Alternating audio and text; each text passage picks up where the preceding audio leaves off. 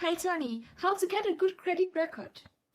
Okay, there are 5 ways to get a good credit record. First of all, use your credit card monthly, but always pay off the balance every month. Now, there's a reason for this. Even though you're not paying interest to the credit card company, the credit card company is still earning money. They receive a fee called a merchant fee for example, by the retailer.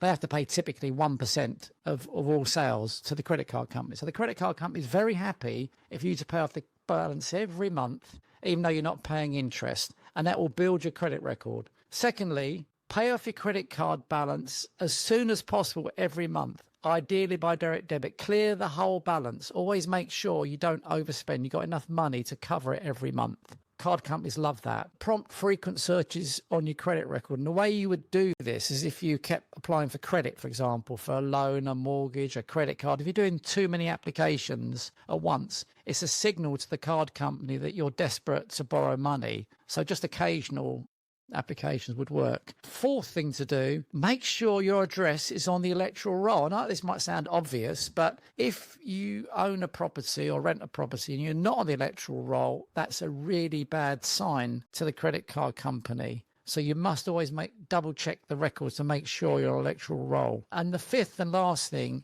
is avoid bad debt. In other words, don't borrow money with poor borrowing means, which really boils down to credit cards, loans and overdrafts. Don't have bad debt where you use those expensive forms of debt to buy stuff that you want but don't need. Like clothes, I don't know, makeup or whatever it is that you don't actually need but you want to buy, So try and avoid those things as well.